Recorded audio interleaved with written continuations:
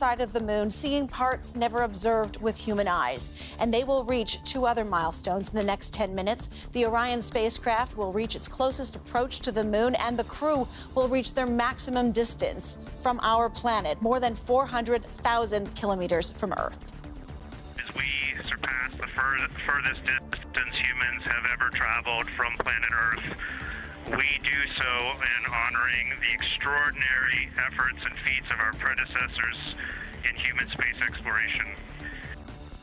We will continue our journey even further into space before Mother Earth succeeds in pulling us back to everything that we hold dear. But we most importantly choose this moment to challenge this generation and in the next to make sure this record is not long-lived.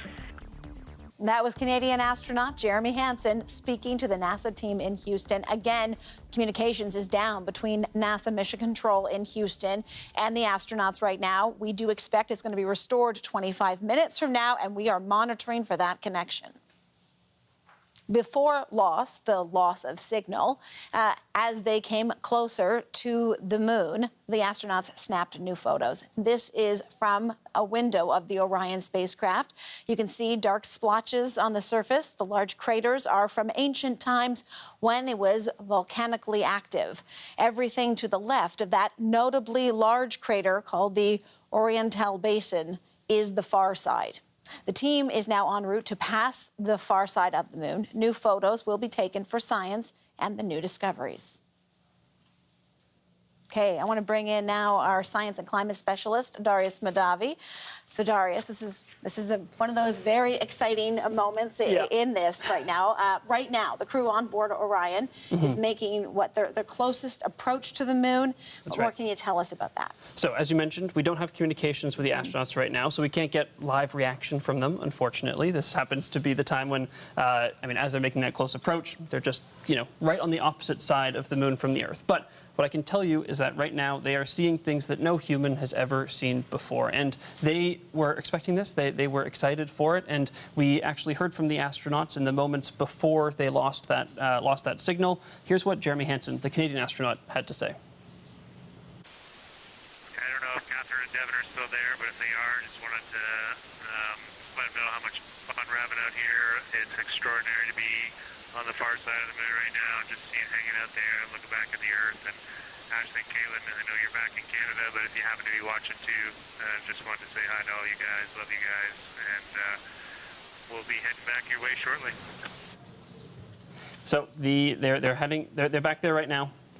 We call it the dark side of the moon often, but really it is lit up half of the time. Whenever we have a new moon, so we can't see the moon in the sky at all, that means that the dark side of the moon, or the far side as we call it now, is fully illuminated. And often during the Apollo missions, there just wasn't sunlight hitting those parts of the moon, whereas during this mission, the Artemis astronauts are seeing those spots that are now illuminated by sunlight, which is why they're getting views that we've never had before. It's all starting to make sense, because that's why the timing of the launch was so specific. And this has all been timed out so that they would have light, so that they would be able to see things that have never been able to be seen before, which brings me, I guess, to the next question, which is, what are they doing right now? So they have been, they trained for a long time before this mission, of course, doing all the classic astronaut things, being prepared for microgravity, making sure that they're ready to withstand the G-forces of launch and all that stuff, but also doing a lot of scientific training. So they went with geologists to different parts of the world, including places like Iceland, but also some spots in Canada, because we have a number of meteor impact sites here in Canada that closely resemble the moon. So they wanted to train these astronauts to be able to pick out specific features on the moon with their naked eye, because again, they're seeing things that we haven't seen before. And there are some things that are just easier to be able to tell in person. They wanted to make sure these astronauts could identify these geographical or geological features. And so the idea is that they should be able to come back when they have signal once again and identify some really important points on the moon, which could be landing points or jump-off points for future missions as well. That is really interesting, because we were hearing in the the lead up to the LOS. I called it loss. LOS is what they kept saying, and it stands for loss of signal. But in the lead up to that, what we heard were the astronauts looking through the window and then relaying back to NASA descriptions, like really specific descriptions of these various craters. So that's really interesting how they got that research or got the ability to be able to do that. They have broken records during this mission. So what can you tell us about that? So they've already broken the distance record. They've already went further from Earth than Apollo 13 did, who were the previous record holders. It's not much. It's a little like 10,000 kilometers or so further. But actually, in about 2 minutes, they are going to hit their furthest point from Earth. So that will be the official new record at 4:07 p.m. Pacific time, 7:07 p.m. Eastern. They're going to hit that furthest point away. Again, we won't have signal with them at that moment, but I know the folks on the NASA live stream will be marking the occasion. In fact, I think that they are. I think maybe a bit sooner than you anticipated. Okay. They have made that milestone right now. So they were able to track and see, or they can tell that from the spacecraft? They are, so they're not getting any information back from the spacecraft live, but I guess in their simulations, they know exactly where the point is. Okay. They may have been rounding in their official schedule that they put out. Right, okay, very much. Thank you, Darius. Thank you. Well, an emotional moment happened on the Artemis II mission earlier today. We got to tell you about this. Canadian astronaut Jeremy Hansen and crew have named a crater on the moon. The name chosen is a tribute to Commander Reed Wiseman's wife, who died of cancer in 2020. A number of years ago, we started this journey in our close-knit astronaut family, and we lost a loved one. And there's a feature in a really neat place on the moon, and it is on the near side, far side boundary. In fact, it's just on the near side of that boundary.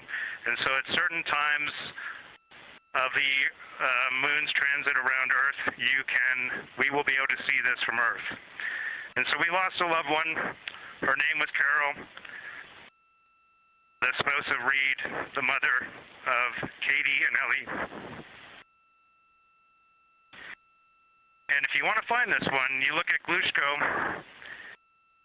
and it's just to the northwest of that, at the same latitude as Ohm, and it's a bright spot on the moon. And we would like to call it Carol, and you spell that C-A-R-R-O-L-L.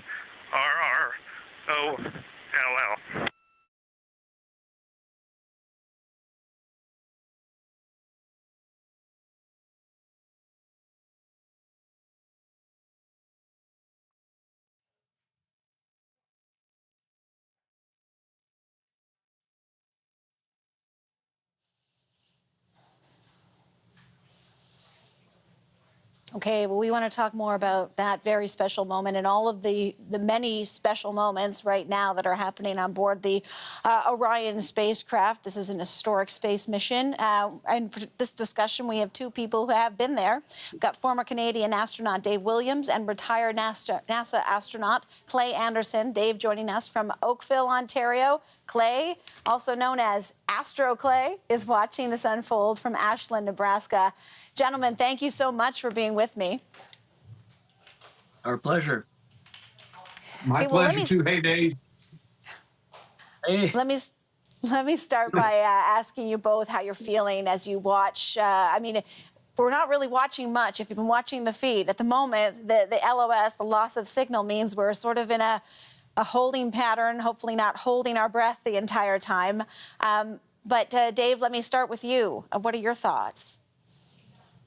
Well, this is a pretty special moment for all of us, but certainly for Clay and I. We did a spacewalk together, and at the end of that spacewalk, we were looking over the Earth's horizon at the moon off in the distance, and never did we realize that, within a short time period, we've had a group of our fellow crew members on their way to the moon. It's been an absolutely spectacular mission. Clay, what are you thinking? Well, I think that one of the things, and I do remember our spacewalk, Dave, one of the things that's cool for these guys is since they're in this period of no calm, they have a chance to focus and they have a chance to do the things that they want to do without any worries from the ground. And so they're probably taking some awesome pictures and having some great conversations and pushing their chin back up to close their mouths because they're, oh. I'm sure. I mean, it's got to be pretty spectacular knowing that they're seeing something that really no other human eye has, because it's never been seen with light before, right? Dave, can you talk to me about, I mean, why it's so significant to have human eyes be able to take this view in of the moon? And I was just talking to Darius, our science contributor, who was saying how much study they have done to be able to describe, you know, in such detail various craters. I mean, can you talk to me a bit about that? Well, you could hear the reaction from the science team earlier when the crew were talking about the different features of the craters that they were observing. And of course, now on the far side of the moon with today's cameras, they're going to get higher resolution photos that are going to give us greater detail and understanding of these craters than humans have never seen before. So from a science perspective, this is truly a remarkable mission. Clay, I mean, the idea of being able to take the picture versus the human eye, I've never really thought about it that way, but we keep hearing this over and over from NASA, just how important it is, how the human eye will be able to potentially see something that maybe the cameras don't pick up. Yeah, as Dave points out, they get a lot of training in both lunar observing and geography, and also handling and using their cameras and video recorders. So I think we're all going to be just blown away by some of the images that they're able to download. And that'll take a while because the bandwidth between the moon and the Earth is tiny. And they'll take a lot of stuff, a lot of big pictures with a lot of high resolution files. And if the scientists are excited now, Dave, they're going to be really excited when they start to see some of those photos, right? Yeah. That's for sure. Dave, let me ask you about some of what we've heard from the crew members throughout the day, really throughout the entire mission. But, you know, as we came closer and closer to loss of signal, there were messages. And I mean, we played one right off the top, that emotional moment where they named the crater, Jeremy Hansen, the Canadian astronaut, asking or speaking to NASA about the naming of the crater in honor of Reed Wiseman, the commander's late wife, who died in 2020. Can you talk to me about some of the emotions, maybe that moment specifically, if you've seen it, and what's going on for the crew as they're in such tight quarters? Well, there's no question that was a very emotional moment, and what a fitting tribute for Carol. You know, when we fly in space, we fly on the behalf of the astronaut office, but all of our families are supporting us. So needless to say, it's an emotional moment for all the families watching this on Earth right now, but more so for the astronauts who are experiencing the incredible magnitude of being the first humans to go back to the moon since 1972, and to be the first humans that are going to travel the farthest from Earth in history. Clay, it seems to me that there must be something about, you know, being the first, to be an explorer of this kind, that it's poetry listening to these astronauts as they, you know, read sometimes, you know, reference or scripture from the Bible, or just inspirational messages about loving your neighbor. We heard Victor Glover near the beginning of LOS talk about the love to Earth from the moon. I mean, the way he said it was more, as I say, poetic than I have just done.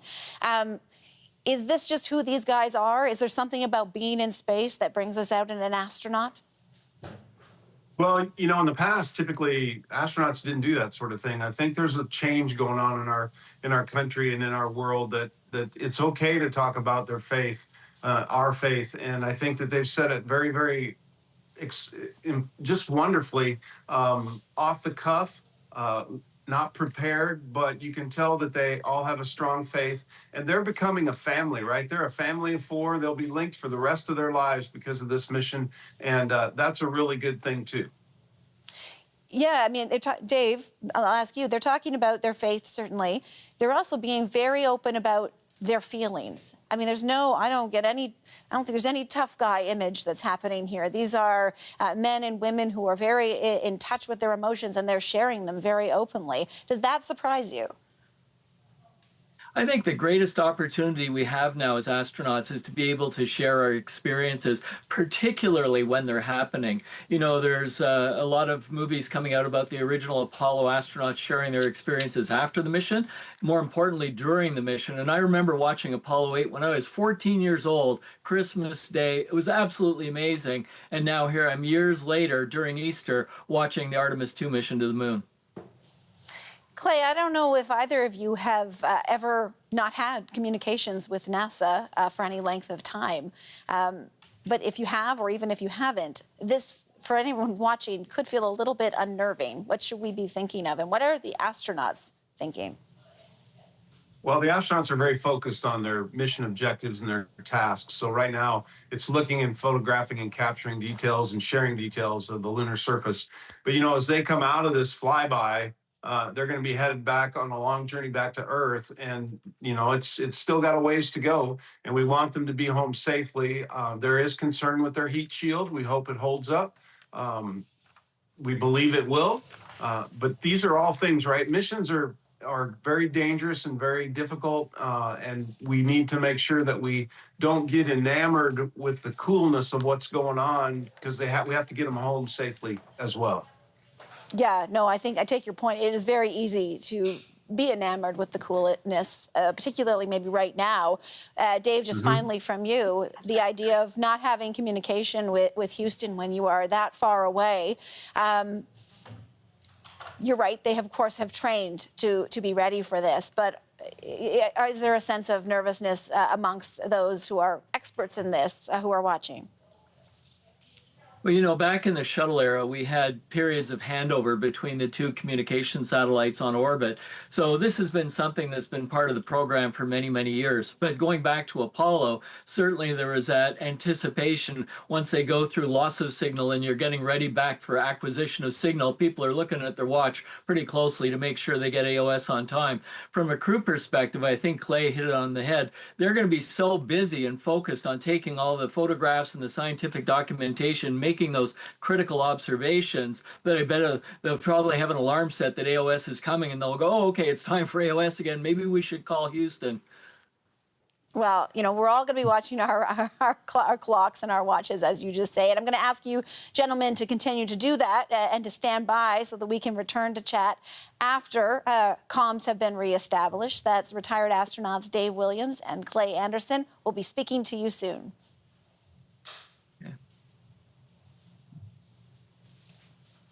Well, it's been a big day for Artemis II. After breaking Apollo 13's more than 5-decade-old distant record earlier today, the crew is now approximately the farthest they'll be from Earth during the mission. Things are a bit quieter than usual on Orion at the moment. Communication has been temporarily lost between the spacecraft and mission control. Now, that was expected. NASA should reacquire communication with the astronauts just minutes from now, and we're going to have that for you when it happens. Earlier, we spoke with noted astrophysicist Neil deGrasse Tyson.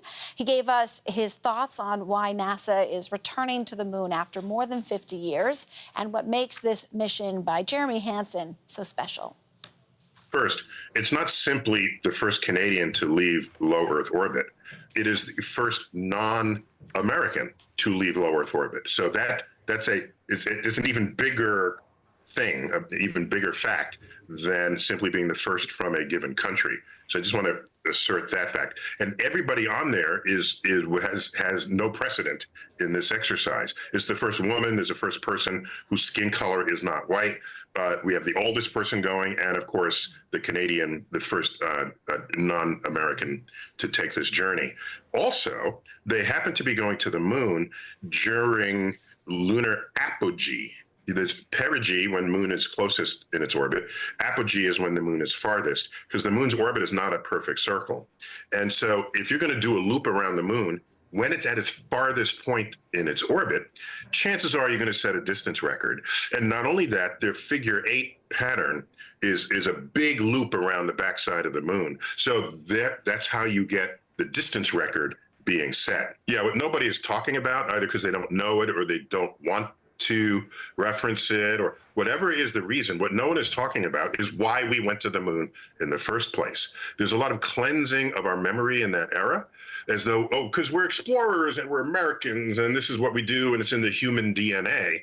Park the curtains, we've got to beat the godless Russians to the moon, because they're a threat to us geopolitically, and we got to show the world that we're better, because they beat us at everything else. They had the first satellite, the first non-human animal, Laika, the first human the first woman, the first dark-skinned person. Remember, Cuba was on their side at the time. So they were beating us at everything. And Kennedy says, what can we do to beat them in the space race? And let us declare we go to the moon. We got to the moon, looked over our shoulder, no Ruskies were there. Okay. And so it was like, wait, they're not coming? Okay, we're done here. And so the program ended. That's why it ended. It wasn't from lack of interest. It was lack of geopolitical forcing. So now we're going back to the moon after 50 years. Is it because, it just feels like a nice thing to do? Oh, wait a minute. Back in the 20-teens, when the Artemis program was launched, started, China wants to go to the moon and put a taikonaut on the moon. That's their word for what we call astronaut. We better go back to the moon. So there's a geopolitical force operating that is underpinning all of this.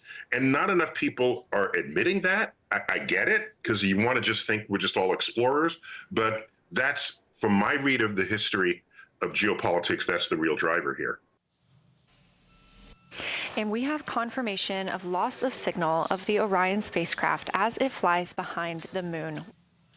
That's the moment. Mission Control lost signal with the 4 astronauts on the far side of the moon. They are now expected to be taking images and making observations of a part of the universe never before seen by the naked eye. We're expecting communications to return shortly in just under 4 minutes as this historic journey around our closest neighbor comes to an end. Tanya Fletcher has been keeping up with the latest on Mission Day 6 and all the chatter that's been taking place within the spacecraft. What's happening at Mission Control during this communications blackout right now? Well, just a few minutes ago, Sarah, they joked that this was when ground crews get to take their stretch breaks. But we do have video from one of the rooms at Mission Control at the Kennedy Space Center in Houston, Texas. Here it is here. So this is called the Science Evaluation Room, and it's just down the hall, they say, from Mission Control. And this is where they're really taking a chance to analyze what's been brought in most recently. So specifically, they talked about the color description so far. They've discussed, the greenish and brownish hues they've observed. And so these experts are prioritizing downlinking those images and also processing the crew audio, right? They've had commentary recordings. And so now what they're really trying to do is match up what they're hearing from the crew and their observations with what they've seen in those images. So that's kind of what they're doing as we're hanging in this holding pattern, if you might say, at ground control. And we do have a clip of the very last moment that they said kind of their final goodbye before this 40-minute loss of signal. And here it is. It's astronaut Victor Glover. Thank you very much. Victor Glover kind of saying their final goodbye before that loss of signal. As we prepare to go out of radio communication, we're still to feel your love from Earth. And to all of you down there on Earth and around Earth, we love you from the moon. Houston copies. We'll see you on the other side. And just before that moment, the narration from ground control showed an image from inside Orion, and it showed Commander Reid Wiseman and the Canadian astronaut Jeremy Hansen eating. It said this was their time for their midday meal, so it was just, again, less than 30 minutes before this loss of signal, but it described their menu. They were having some salmon, albeit dehydrated, and even a shot of coffee before it probably needed before they did this most crucial part of their journey. I was listening to that menu when they went off, and it was actually, there was quite a lot on that menu. All of it dehydrated, as you say, but still lots of selection. Variety. I'm so glad you chose that clip from Victor Glover, the pilot, because I was talking to those 2 astronauts about the poetry that we are hearing coming from the Orion capsule. Really, that was a beautiful moment. And there's another beautiful moment to play, and we've played it already, but I can't get beyond just what happened. Talk to us about it. Very much a touching moment, emotional. Anyone watching really teared up. And to give you a bit of background and some context on what it was. So the commander, Reid Wiseman, his wife passed away from cancer a few years ago as they were already prepping for this mission. And so they named one of the craters after her. And so here is a moment, kind of an extended clip of them making that, I guess, official naming announcement from the Orion capsule. Take a listen.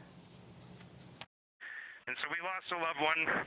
Her name was Carol, the spouse of Reid, the mother of Katie and Ellie.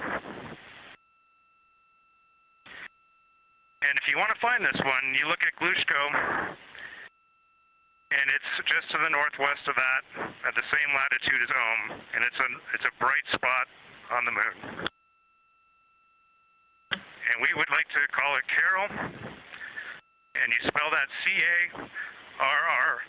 Carroll. So they did name those two newly spotted craters. We have a map actually showing where exactly on the moon's surface they are. So there was Integrity, and then we have Carroll as well. Maybe we don't have that map at the moment. We will show you later, but yes, here it is. So this one here is the Integrity crater that they talked about in that clip, and up here is Carroll. The crater there. Yeah. Isn't it incredible? Look at this. And to be able as astronauts to identify these things, and as we've been hearing them, providing those descriptions, really, specific descriptions of each individual crater. And then, as you point out, to scientists on the ground, trying to piece together the descriptions with the images and mapping this out. Just in real time, too. It's really something impressive. that they're able to do this. Tanya, thank you very much. Yeah, you bet. So we are back. We're back with a live look here, live outside the Orion spacecraft. The signal has been restored. Now, it is a warning, a little bit glitchy, but it's good news that it's been restored. You may see you may see some blue on your screen. That's just because, as I say, it's spotty. But these right now, what you're looking at, are live images from space. So I want to now bring back in our retired astronauts, Dave Williams and Clay Anderson, just to dig into a little bit of what has just happened as we are now regaining comms. Gentlemen, bit of a sigh of relief. Not that we didn't expect it, but I'm glad to see it's actually, that signal's restored. Yeah, no question. It's absolutely amazing what's going on right now. And all I can say is, wow, they're back with us. We get to share the information from the far side of the moon. Clay, what do you, I'm sure you're imagining what's going on in the minds of these astronauts. What are you thinking? Well, this was a part where when I was 9 years old in 1968, when they went behind the moon back then, and we had no communication with them, all we heard was static from the control room. And as a young 9-year-old, I was freaking out thinking a volcano erupted and blew them out of the sky. So when they came around the moon again and reestablished communication with mission control, I was one happy camper, and that was the moment when I decided I wanted to become an astronaut. So a lot of memories here for me. Well, that's a really nice story. I just want to point out to those who are watching that there is a little, we're seeing sort of the Orion spacecraft, and then there's a little sliver off to the side, and that is Earth. And so in addition to the fact that communication's being reestablished, these astronauts, they're headed home. Dave, that makes me almost feel a little bit emotional. I'm sure the families on the ground are feeling relief and a lot of emotions. It's a very big moment for all of us. Certainly for the crew, it's an emotional moment as they start to leave the influence of the moon's gravity and head back towards the Earth and that free return trajectory. I think the families are going to be getting excited that everybody's coming home and on their way home. But, as Clay pointed out earlier, there's a number of things that have to happen for us to be able to make that successful splashdown in the Pacific. Right. Okay. Well, Clay, let's revisit what you were telling us, because that is where we're going to start to turn our focus to, certainly in the coming days. But what are those things that should be on our radar? Well, they'll continue to test all their systems again on the way back, right? When they're just idly flying through space. Who would have said that? But they do have a lot of time to check things out and prepare their suits again that they're going to have to get back into for that re-entry into the Earth's atmosphere. And I'm not an expert, but the heat shield is a concern for some folks. I'm hoping it all goes very, very successfully so that Dave Williams can sing, "Oh, Canada," when they hit the Pacific Ocean. I think we actually have a clip. I know that I'm just hearing from the control room that the astronauts have made contact. If you gentlemen stay with me here, I just want to play this, some of the first words we're hearing now since they've come on the other side of the moon. Let's take a listen. After this target, they will get a short observation break. It's about an hour long, actually. Houston, Integrity, comm check. Integrity, we have you loud and clear. How many?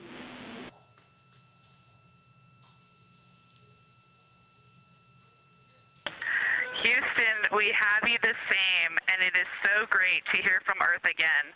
To Asia, Africa, and Oceania, we are looking back at you. We hear you can look up and see the moon right now. We see you too. When we burned this burn towards the moon, I said that we do not leave Earth, but we choose it. And that is true. We will explore, we will build ships, we will visit again. We will construct science outposts, we will drive rovers, we will do radio astronomy, we will found companies, we will bolster industry, we will inspire. But ultimately, we will always choose Earth.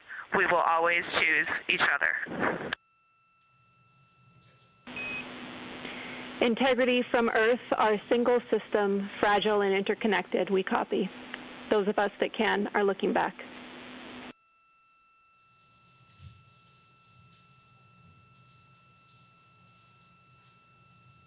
Okay, so there you have it. That was the voice of mission specialist Christina Koch speaking with Houston. Her observations, I mean, that was really interesting to hear her, first of all, talk to those who are in Asia and Africa and say, hey, if you can see the moon, we're looking right back at you because you've just come on the other side of it. And then, of course, inspirational words, which at this point I'm no longer surprised to hear them from the astronauts talking about all of their thoughts as they come to the other side and what might be now possible for humankind. Dave, what did you think listening to Christina Koch? That was absolutely spectacular. She captured it really, really well. Being able to see the pale blue dot of our beautiful planet, this global village that we all live on from such a distance, and realize the magnitude and the importance of this mission for future space exploration. She did a fantastic job. Yeah, you know, Clay, when she was talking about the future of space exploration, she talked about a number of things, including private industry. I mean, I think this mission is about a lot of things. What are your thoughts about the future for space exploration? Well, I think it's important that we realize that the next space station will be a lunar outpost on the moon where we will send regular crews back and forth to learn how to live and work in space. And I hope that that will lend itself to the creation of some businesses that will exist to market, I guess is the best word, what we can do on the lunar surface. And then that will become our stepping stone, our pushing point to head on to Mars and do the same thing there. So lots of stuff to happen in the next 10 years. I'm glad I'm around to see it. Final question for you both. Dave, I'll start with you. And I just want to ask you about comments made by NASA Chief Jarek Isaacman over the weekend. I don't think it should surprise really anyone if you're talking to people within NASA and astronauts that the exploration is so important, and the idea of finding alien life, I mean, that's all part of it, isn't it? But the fact that he talked about, he said, chance of alien life goes to the heart of space missions. What are your thoughts about that? Well, there's no question, you know, future missions to Mars are exactly about the search for life. And I think one of the attributes of being a major spacefaring nation is to develop an economy that's based on innovation, developing the new technologies that we need to be able to go back to the moon and ultimately onto Mars. So from a Canadian perspective, this is such a unique opportunity for us as a spacefaring nation to be partnered with our friends in the United States going forward and doing these missions. It's absolutely incredible. Clay, final thoughts to you on, you know, what might be discovered as space is explored? I think we're open to anything. You know, I was asked if I ever talked to any extraterrestrials while I was in space, and I said my line was always open, but they never called. So maybe down the road here we can deal with the ability to learn more and explore more. And I've always said that it's not necessarily the destination you choose, it's the technology you develop along the way. And now our destination is the moon. Our future destination will be Mars, and who knows where, but we have to develop that tech, as Dave said, to move forward into the solar system. Dave Williams, Clay Anderson, a pleasure speaking with you both. Thanks so much for being with us. Thank you. My pleasure. Okay, we're going to have much more just ahead on the Artemis II mission. Stay with us.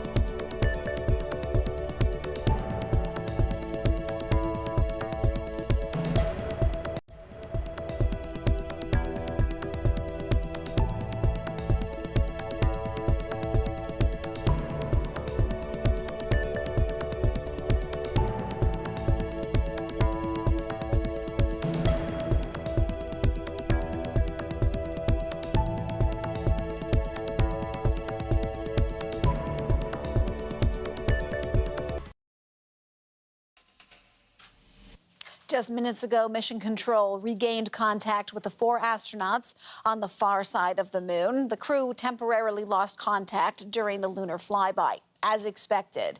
But here's that moment when we first heard back from the crew. Some impact flashes, short-lived flashes on the lunar surface, which would be caused by impact bombardment and potentially even lofted lunar dust. Right now, of course, they are getting pictures of Earthrise. After this target, they will get a short observation break.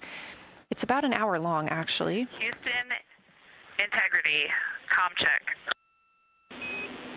Integrity, we have you loud and clear. How many?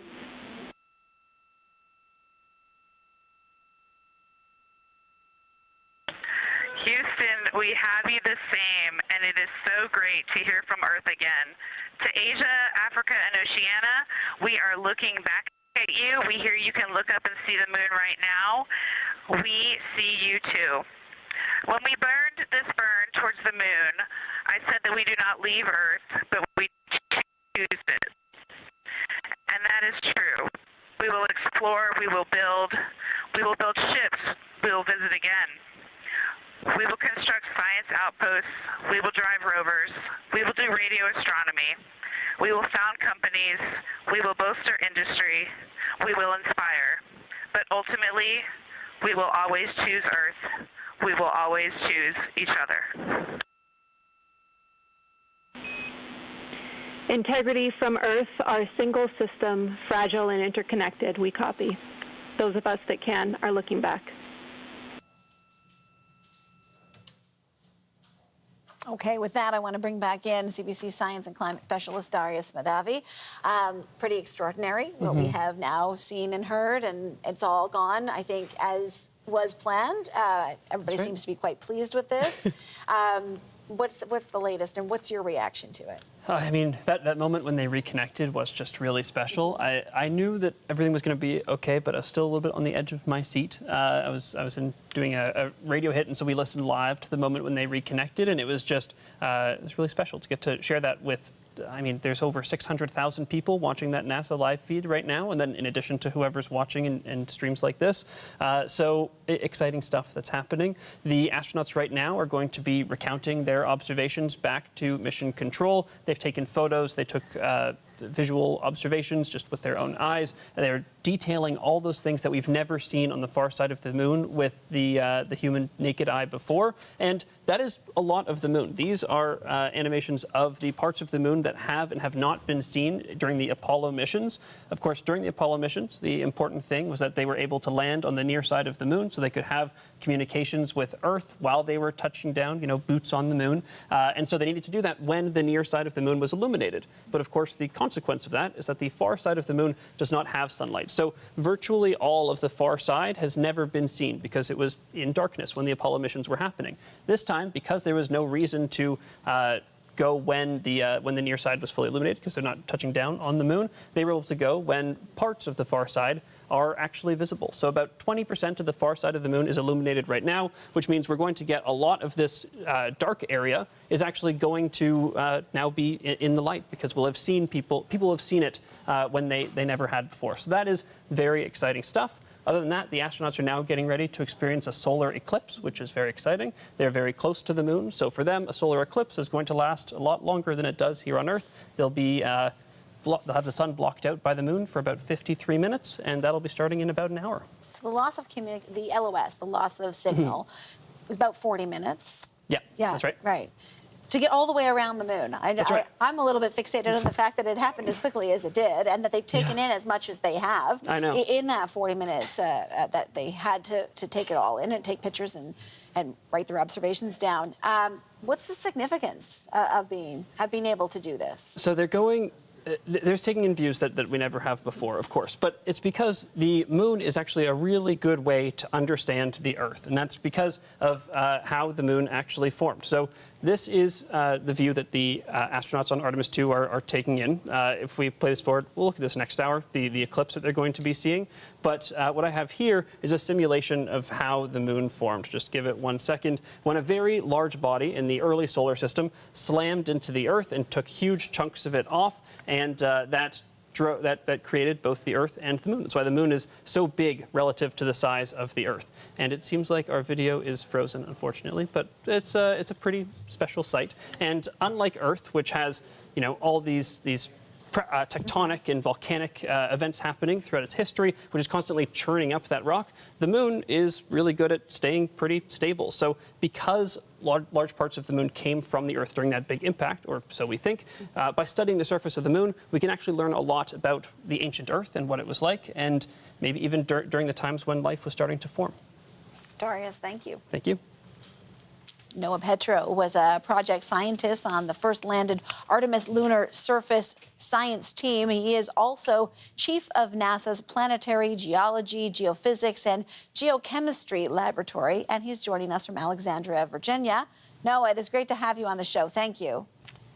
It's so wonderful to be with you on this historic evening, and I couldn't be more delighted to share this moment with you.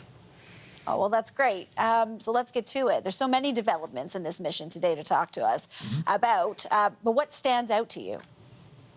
There's two things stands out to me. One was the extensive discussion we heard before they went into the blackout period of time on the Oriental Basin. We heard a number of crew descriptions. Victor Glover did an exceptional job talking about the textures he saw around this incredible basin, which has never up until today, had never been seen with the naked human eye, certainly up close. And so hearing their descriptions of color, texture are all exactly what we had wanted to get out of this moment of having the Artemis II crew fly past the Moon. The first was, of course, that moment early on when the crew members dedicated two unnamed craters, one to the vessel integrity and one to Reed Weissman's former wife, Carol, which were just unplanned moments that really brought home the moment and the humanity of the moment to me, at least.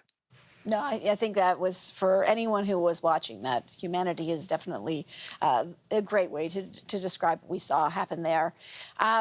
When you were talking about Victor Glover, the pilot, and as he was offering these really intricate descriptions of craters, and can you explain a little bit more about why it's so important to, and I mean, some of the words and terminology he was using, I was looking at it, and I was like, it's a crater.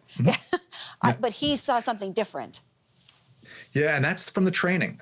These astronauts have been trained now for almost 3 years to look at and describe the Moon. They spent time in Canada visiting an ancient impact crater, as a matter of fact. So they've spent time looking at data that we have of the Moon, as well as going to impact craters to learn about what they actually are like when you're on them. And they use terminology. Victor used terminology that we basically taught them, so that it's more than, well, it's a crater. Well, what's the texture? What are the features outside of it? And by adding that context, again, the human eye context, provides that very human instinctive description of what they're seeing, more than we can get with the data that we have. We have tremendous data for the Moon. We have an amazing data set for the Moon. But when you have the human eye connected to a well-trained brain, we can get so much more vivid detail, description, and the perspective that I think we can all relate to.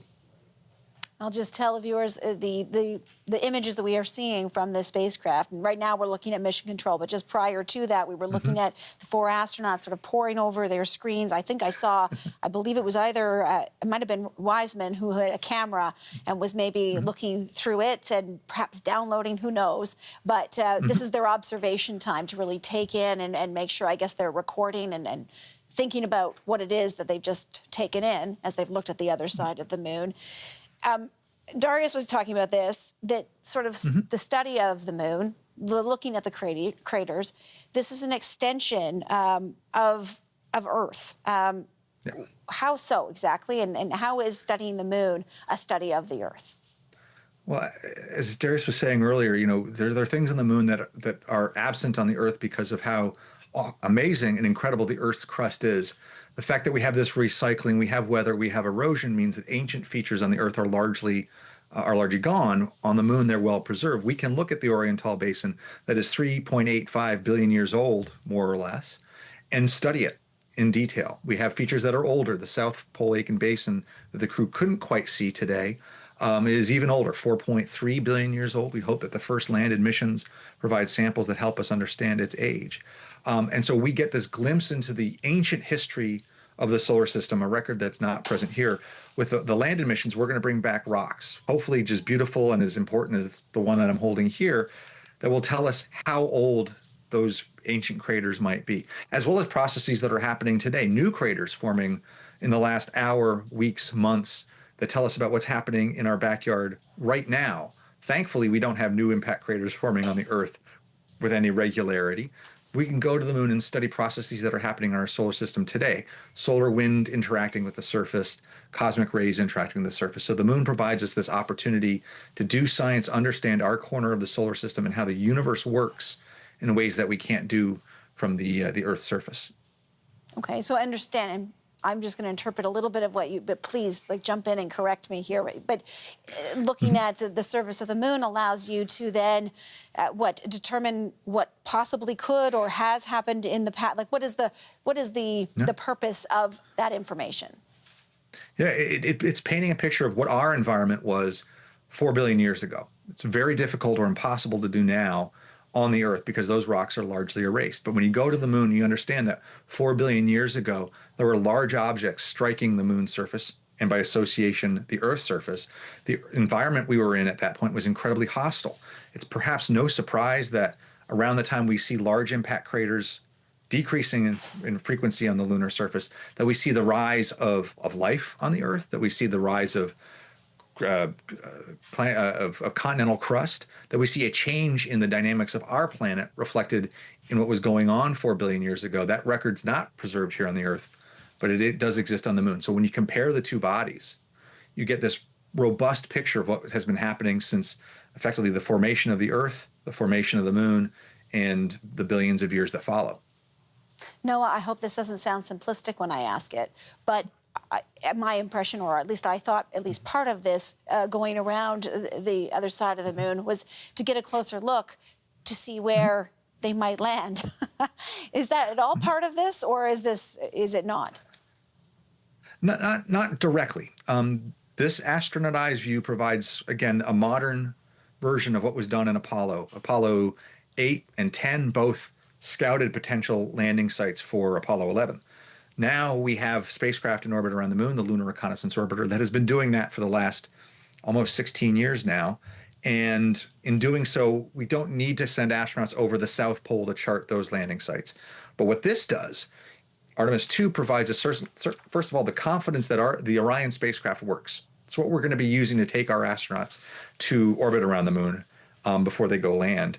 But it also gives us a sense of this is what the human eye can do in this perspective flying over the moon. Artemis missions are going to have 2 astronauts that are staying in lunar orbit, a very different orbit than Artemis II is in, but we're going to be asking them to do the same kinds of observations from their vantage point. So while we won't necessarily get specific insight into potential Artemis landing sites at the poles, for instance, this gives us the confidence that the human observer in Orion in this unique configuration can make not only scientifically valuable observations, but also meaningful observations of the environment, looking back at Earth, of course, and provide context for all of the data that we've collected for the last 16 years. Noah, you were a great guest to have on to help us truly understand what beyond the images from the space capsule is happening here and the benefit of it. Really appreciate your time tonight, Noah Petro. Thank you. And look for more images coming down in the coming days that will continue to impress all of us. Oh, we will be. Thank you.